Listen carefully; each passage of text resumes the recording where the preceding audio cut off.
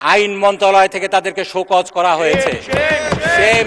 মাননীয় স্বরাষ্ট্রমন্ত্রী যেটা বললেন এটা ফার্স্ট রিডিং না, এটা সেকেন্ড রিডিং। মাননীয় স্পিকার, এখানে ৭৮ বিধিতে আপনি 2 মিনিট দিতে বাধ্য না, এটা আপনি যে কোনো সময় আরো টাইম বাড়িয়ে দিতে পারেন। মাননীয় স্পিকার, যে রহিতকরণ বিলটি উত্থাপিত হয়েছে বিবেচনার জন্য, এটি বিচার বিভাগের স্বাধীনতার উপর নগ্ন হস্তক্ষেপ, বিচার বিভাগের স্বাধীনতার চরম লঙ্ঘন, ফ্যাসিবাদী কায়দায় নিম্ন আদালতকে ব্যবহার করে বিরোধী মত দমনের আয়োজন চলছে। মাননীয় স্পিকার, এই বিলটি এখনো পাশ হয়নি, বিবেচনার জন্য উঠেছে। এখনো আমাদের নিম্ন আদালত উচ্চ আদালতের অধীনে স্বাধীন বিচার বিভাগ হিসাবে কাজ করছে। তারপরও আমরা দেখেছি নিম্ন আদালতের বিচারকরা যখন স্বাধীন বিচার বিভাগের পক্ষে অবস্থান নিয়েছে, আইন মন্ত্রণালয় থেকে তাদেরকে শোকজ করা হয়েছে। মাননীয় স্পিকার, তারা আইন মন্ত্রণালয়ের আন্ডারে ম্যাজিস্ট্রেটকে নিম্ন আদালতকে নেওয়ার আগেই যদি এই আচরণ প্রকাশ করতে পারে, মাননীয় স্পিকার, আমরা দেখেছি সেই ফ্যাসিবাদী আমলে কি হয়েছে, অতীতে কি হয়েছে। ম্যাজিস্ট্রেটরা যদি আইন মন্ত্রণালয়ের কথা না শোনে, বিরোধী দল দমনের ক্ষেত্রে তারা যদি অস্বীকার করেছিল, তখন তাদেরকে খাগড়াছড়িতে বদলি করা হতো দিনের নোটিশে, তেঁতুলিয়ায় টেকনাফে বদলি করা হতো। মাননীয় স্পিকার, সেই দিন আবার ফিরে আনার জন্য ষড়যন্ত্র চলছে। মাননীয় স্পিকার, ফ্যাসিবাদের জাতাকলে আমরা সকলে নিষ্পেষিত হয়েছিলাম। মাননীয় স্পিকার, আজকে আবার যদি আমাদেরকে সেই সিস্টেমে নিয়ে যাওয়া হয়, বিচার বিভাগের স্বাধীনতার জন্য শুধু আমরা নয়, সরকার দলীয় অনেক আইনজীবী আছেন, তারাও সংগ্রাম করেছেন, তাদের সেই সংগ্রাম আজকে কোথায় গেল? তারা যদি আজকে চুপ থাকেন, বিচার বিভাগের স্বাধীনতা নিভৃতে কাঁদবে। মাননীয় স্পিকার, এই যে অধ্যাদেশটি আজকে বাতিলের জন্য, রহিত করার জন্য বিল উত্থাপিত হয়েছে, মাননীয় স্পিকার, সেই ব্যাপারে হাইকোর্টের একটি রায় রয়েছে। সেই রায় বাস্তবায়নের জন্যই এই অধ্যাদেশটি আনা হয়েছিল। মাননীয় স্পিকার, সেই রায় কি বলা হয়েছিল? সেই সাদ্দাম হোসেন ভার্সেস বাংলাদেশ, সেখানে 1972 সালের অরিজিনাল সংবিধানের 116 অনুচ্ছেদ, যেটাকে বারংবার সংশোধন করে বিচার বিভাগের স্বাধীনতাকে খর্ব করা হয়েছিল, সেটাকে অসাংবিধানিক ঘোষণা করা হয়েছিল। এবং সেখানে বলা হয়েছিল 1972 সালের মূল সংবিধান 116 অনুচ্ছেদটি স্বয়ংক্রিয়ভাবে পুনরুজ্জীবিত এবং পুনঃপ্রতিষ্ঠিত, রিভাইভ এবং রিস্টোর্ড হবে। সেখানে মাননীয় স্পিকার কি বলা হয়েছিল? সেখানে বলা হয়েছে বিচার বিভাগের সেবায় নিয়োজিত ব্যক্তি বিচারিক কার্য সম্পাদনকারী ম্যাজিস্ট্রেটের উপর নিয়ন্ত্রণ, যার মধ্যে রয়েছে পদায়ন, পদোন্নতি এবং ছুটি মঞ্জুরের ক্ষমতা এবং শৃঙ্খলা বিধানের ক্ষমতা সুপ্রিম কোর্টের উপর ন্যস্ত থাকবে। এবং সেই রায়ে আরও বলা হয়েছিল বাংলাদেশ জুডিশিয়াল সার্ভিস শৃঙ্খলা বিধিমেলা 2017-কে আল্ট্রা ভাইরাস ঘোষণা করা হলো, কারণ এটি সংবিধানের 116 অনুচ্ছেদ এবং মাজদার হোসেন মামলার যে বিচার বিভাগের স্বাধীনতার কথা বলা হয়েছিল সেটার পরিপন্থী। এখানে আরও বলা হয়েছে 3 মাসের মধ্যে স্বাধীন সেক্রেটারিয়েট, বিচার বিভাগের সেক্রেটারিয়েট প্রতিষ্ঠা করতে হবে। সেই বিচার বিভাগের হাইকোর্টের রায়কে বাস্তবায়ন করার জন্যই এই অধ্যাদেশটি জারি করা হয়েছিল। মাননীয় স্পিকার, সেই অধ্যাদেশ জারি করার পরে এই অধ্যাদেশকে কার্যকর করা হয়েছিল। একটি স্বাধীন সচিবালয় আমরা দেখেছিলাম, সুপ্রিম কোর্টে সেদিন প্রতিষ্ঠিত হয়েছিল। মাননীয় আইনমন্ত্রী সেদিন উপস্থিত ছিলেন সেখানে। আজকে তিনি কিভাবে আবার সেটাকে ফিরিয়ে নেওয়ার জন্য, রহিত করার জন্য বিল আনেন, আমাদের বোধগম্য হয় না। মাননীয় স্পিকার, সে রায় বাস্তবায়িত হয়ে গিয়েছে, সুপ্রিম কোর্ট সচিবালয় প্রতিষ্ঠিত হয়ে গিয়েছে। সেখানে রায়টি স্টে হওয়া কিংবা ডিসমিস হওয়া ছাড়া এটিকে বিলুপ্ত করা, সেই সচিবালয়কে বিলুপ্ত করার জন্য বিল আনা বিচার বিভাগের স্বাধীনতার নগ্ন হস্তক্ষেপ এবং আদালত অবমাননার শামিল। মাননীয় স্পিকার, আমরা এখানে অনেক কথা বলতে পারি, আমাদের ইনডেমনিটি আছে, আমাদের দায় মুক্তি আছে, কিন্তু এ কথা বলার কোনো সুযোগ নেই। আমাদের এই সংবিধান সার্বভৌম, আমরা আদালতের রায় মানতে বাধ্য নই, এমন কথা কিন্তু এই সংসদে বলা হয়েছে। এই কথাটি সম্পূর্ণ অযৌক্তিক এবং অসত্য। এর মাধ্যমে জাতিকে মিসলিড করা হচ্ছে। আমার মাননীয় সংসদ সদস্য জনাব আবুল হাসনাত অনেক কথা বলতে চেয়েছিলেন, তিনি বলতে পারেননি।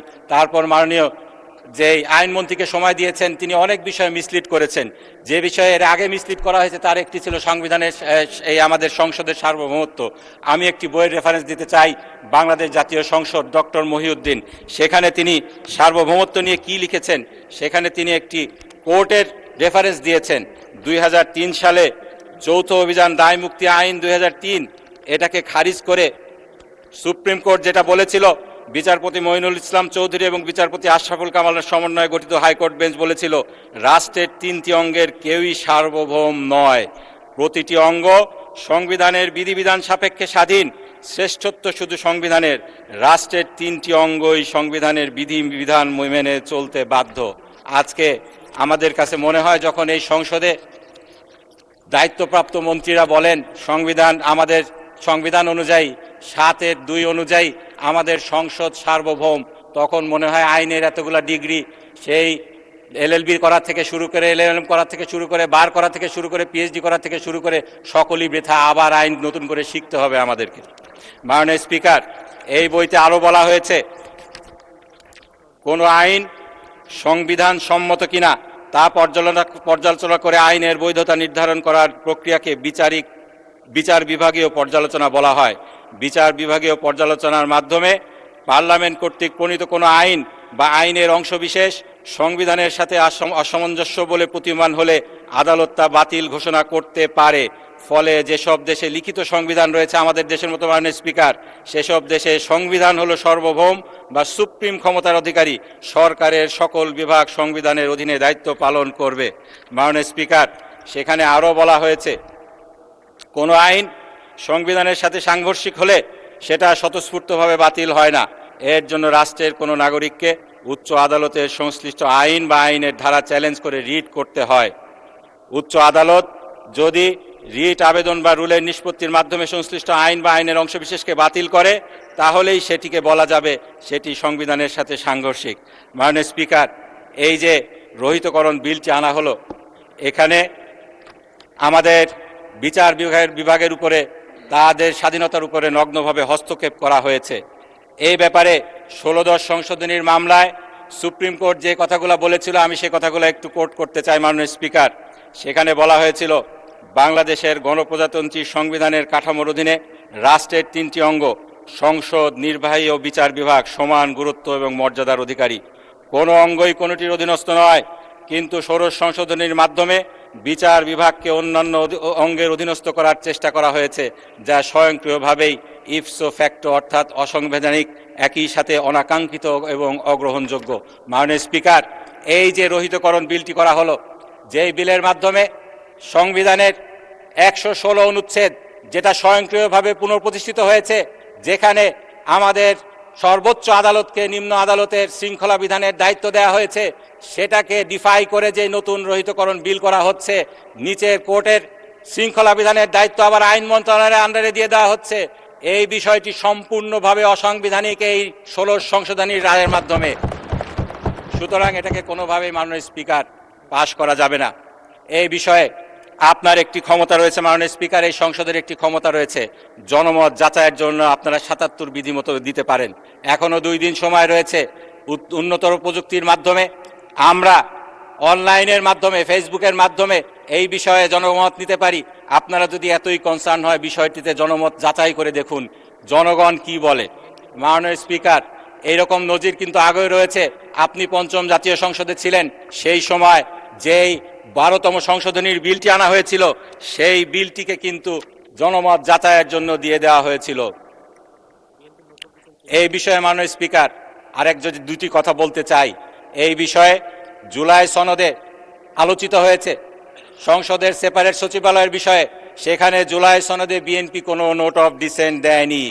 31 দফাতেও তারা তাদের যে বাংলাদেশ, নতুন বাংলাদেশ গড়ার স্বপ্ন জাতিকে দেখিয়েছে, সেখানেও তারা বিচার বিভাগের স্বাধীন সচিবালয় প্রতিষ্ঠার করার কথা বলেছে। আজকে কেন তারা সেটা রহিত করার বিল আনছে? এর মাধ্যমে কি জনগণের সাথে প্রতারণা করা হচ্ছে না? মাননীয় স্পিকার, এখানে আমাদের আইনমন্ত্রী যখন কথা বলবেন, আমি তো জবাব দিতে পারবো না। তিনি একটি কথা বলবেন, সংবিধানের 103(2) ক মোতাবেক সার্টিফিকেট ইস্যু করেছে হাইকোর্ট। এর মাধ্যমে উনি বলার চেষ্টা করবেন হাইকোর্টের রাইট স্টে হয়ে গিয়েছে। এটি মোটেও সত্য নয় মাননীয় স্পিকার। এটা যদি তিনি বলেন, তাহলে জাতিকে তিনি বিভ্রান্ত করার চেষ্টা করবেন। এই রাইট স্থগিত হয়নি। 103(2) ক অনুযায়ী যদি সার্টিফিকেট ইস্যু করা হয়, সেক্ষেত্রে শুধুমাত্র লিভ গ্র্যান্টিং অর্ডার লাগে না, সরাসরি অ্যাপিলের ডিভিশনে শোনা হবে। কিন্তু কোনোভাবেই আমি এই যে হাইকোর্টের বাইবেল বলে তিনি যে সাংবিধানিক লর বাইবেল বলে যে বইটিকে বলেছেন, সেই বইয়ের গোটা 103 চ্যাপ্টার আমি দেখেছি। এখানে যে কেসগুলো রেফার করা হয়েছে সেইগুলো দেখেছি। আমাদের যারা সিনিয়র আইনজীবী আছেন তাদের সাথে কনসাল্ট করেছি। এটিকে যতক্ষণ পর্যন্ত না স্টে করা হচ্ছে, এই রায়টি স্টিল ইন অপারেশন।